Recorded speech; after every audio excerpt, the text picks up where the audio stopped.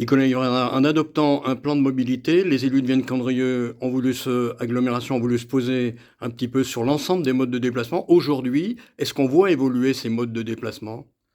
Oui, tout à fait. Ce plan, comme vous le savez, il est pour aller jusqu'à 2031 et aujourd'hui, les modes de déplacement évoluent. Ce plan veut accompagner cette transition. Aujourd'hui, on voit que la part modale des déplacements en mode doux augmente. C'est Par pour exemple, ça, vélo? par exemple, vélo. C'est pour ça que, par exemple, du PDM découle le schéma directeur cyclable sur le territoire. Mais pas que. L'idée à 2031, on sait que notre territoire va prendre plus d'habitants. On sait qu'on va avoir plus de déplacements en véhicule sur le territoire. Donc le but, c'est aussi de baisser la part de l'autosolisme sur le territoire. C'est pourquoi le plan aussi accompagne, par exemple, le développement du covoiturage.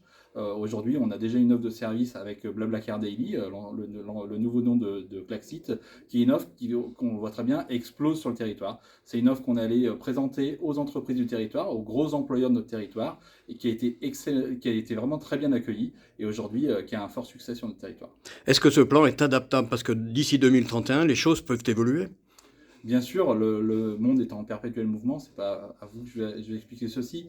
Le territoire va forcément avoir des changements s'opérer. On parle notamment par exemple de réouverture de gares, la halte de Vaugry, donc il faut s'adapter à ce type de changement. On sait qu'on parle également du service express régional métropolitain, le SERM, sur le territoire, donc le PDM va accompagner ces changements-là et mettre l'accélérateur, si j'ose dire, sur certains aspects du plan lorsque le temps est venu.